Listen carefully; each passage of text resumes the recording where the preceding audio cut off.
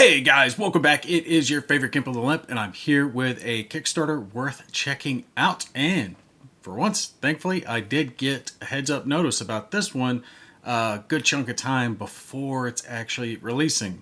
This has about a couple of weeks before it's going to be releasing, be towards the end of February. They're going to go live.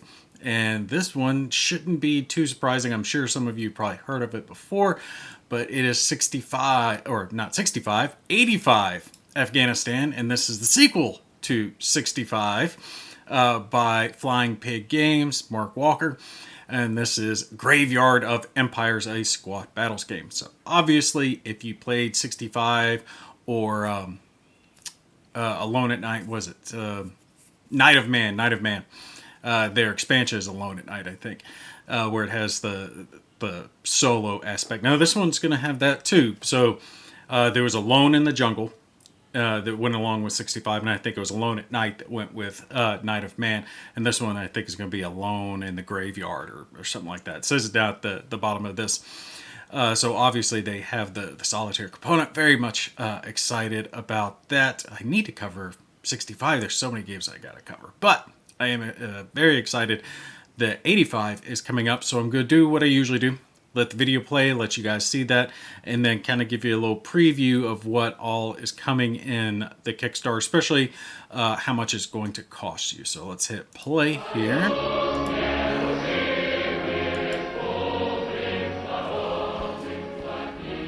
The Soviets invaded Afghanistan in 1979.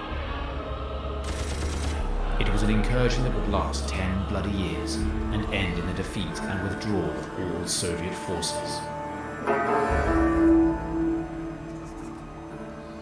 85 Graveyard of Empires. A squad battles game and the successor to 65 squad battles in the jungles of Vietnam, depicts exciting squad-level battles between bands of Afghan mujahideen and companies of Soviet soldiers. The game features immersive, card-driven play that stresses the fog of war. You never know what maneuver your opponent will attempt.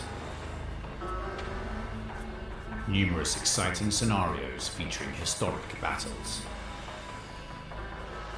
Squad-level units depicting Mujahideen infantry, Soviet line troops and Spetsnaz, as well as individual T-55 62 tanks, BMPs, Hind helicopters, and more. 85 Graveyard of Empires is a highly tactical game capturing the up-close and personal fighting in a war neither the Soviet soldiers nor Afghan fighters had asked for. It's a game designed by gamers, for gamers to play, by Flying Pig Games. By Flying Pig Games. They got to get like a female announcer. Not hating on the guy or anything like that, but get a girl with like some seductive voice to have her do it by Flying Pig Games. It'd be a little more catching. But anyway, that's the video showing you what's coming up. So obviously, if you've played any of their previous stuff, any tactical skirmish games, it's going to stand out. Hex Encounter, units, squads, leaders, vehicles, all the cool stuff set in 85 during the Battle of Afghanistan. So red forces Soviet, green forces bad guy Mujahideen, the Afghani forces, rebels, all that good stuff. For the pledge levels, looks like we're going to have the $1 and $2 thing. I think that's going to give you access to the pledge manor. Doesn't get you any stretch goals, but you can use the updates to determine if you want to jump in later onto the campaign. See, now this doesn't make sense to me. So you don't get stretch goals if you go that way? I don't know. That doesn't make sense. They are going to have an early bird. First 100 people get it for 80. Everyone else is going to get it for 90. And you guys know, for me personally, I'm like, just split the difference, make it all 85. Give it to everybody for 85, call it a day. I don't know. I've never been big on early bird stuff. I've never really cared for it. That's just personal opinion.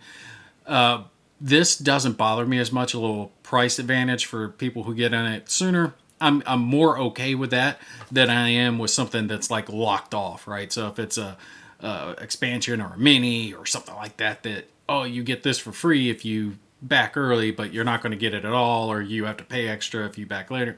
That I really hate. Don't put game stuff in as an early bird. So this, I don't like it, but I'm okay with it. So you can get this, like I said, 80 or 90, but there is a add-on expansion that you can potentially get as well. We'll show that when we go down. It says they can only ship to the United States. That's a little odd. I have not seen a company do that, but shipping costs are going up, so I can kind of get it. If you guys, kind of like John, you got a little system worked out where you've got a continental, a CONUS address you can have something shipped to and then sent off to you, definitely look into that if possible. Maybe a PO address, PO box that you could use so you could have it shipped. I know they'll have it retail afterwards. I don't know how many copies they'll have. So if you're not continental US, or if you're not US rather, period, you're probably going to have to look into that. My apologies. I hate that for you guys. I don't want anyone to miss out on any gaming chances that they want to get a chance at. I do like that they have the larger counters, the 1-inch counters. 65 had that. I think Night of Man had that as well. Makes the counters a little bit easier to see. That's always appreciated. So shows some of the forces that we're going to have. I think it's going to be a lot of like insurgent type forces for the Mujahideen people, right? RPG teams, rifle squads, that type stuff. Maybe some technicals, and the Soviets will have their squads, heroes, Hinds, armored fighting vehicles like the T-55, T-62, BMPs, BTRs, and more. So that's going to be really cool to see. It shows that there's going to be 4 counter sheets of 1-inch and 1.375 counters. I wonder what the 1.375s are. Maybe it's vehicles. 5 game maps, the geomorphic game maps. I always love when they say that. I wonder if those are double-sided or not. I would think that they are, because most of the time they are, but don't quote me.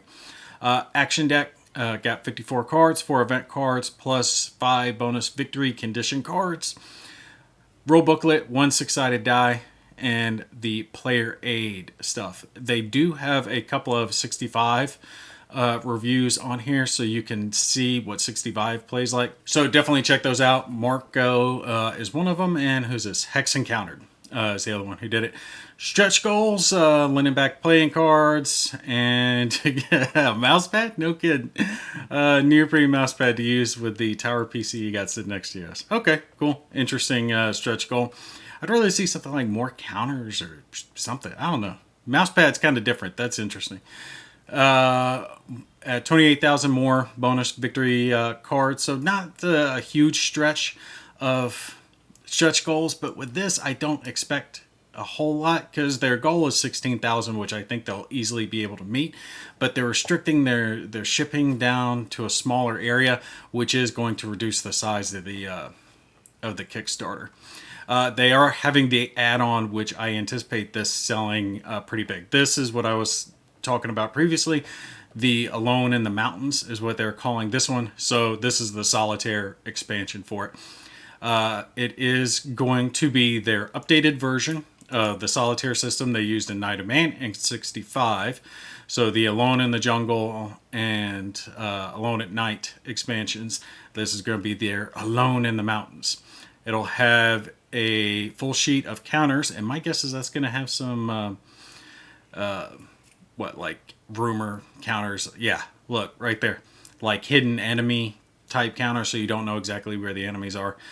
Solitaire action cards, my guess, again, similar to other systems where it'll give you kind of a list of orders. If A, then B, then blah, blah, blah, blah, and the enemy will act accordingly based on whatever's down on the card. More than likely, you'll probably have it set up to where it's got like aggressive cards and defensive cards, depending on the type of scenario that you're playing.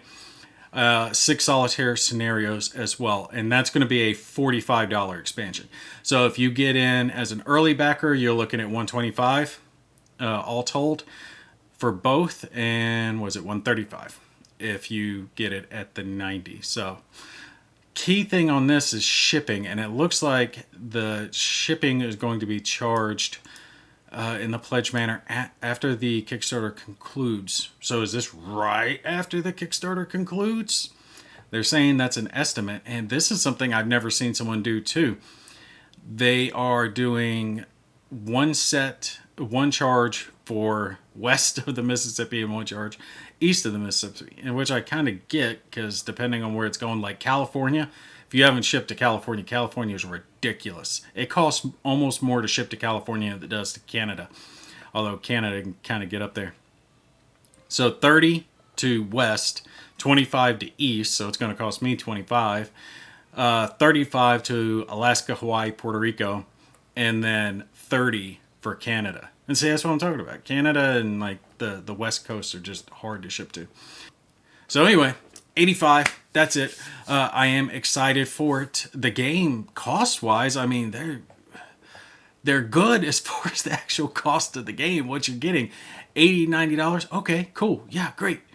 That's good. I'm tired of all these games coming out now, 120, 130, and they keep going up.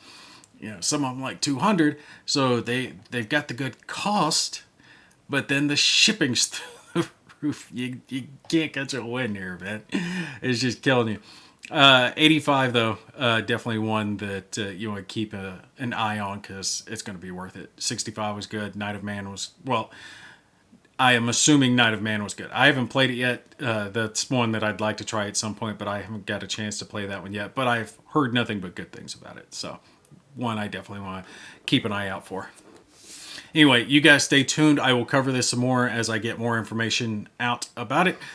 End of February is when it's launching. I want to say it's the 28th or so, somewhere around there is when it's launching.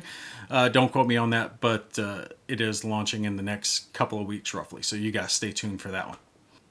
Anyway, that's going to be it for me. I hope you guys enjoyed it. Y'all stay tuned. I got some more cool stuff coming up for you. And I think Mark might actually be joining us on a upcoming Whiskey Charlie. So stay tuned for that as well. You guys take care. I'll catch you in the next one.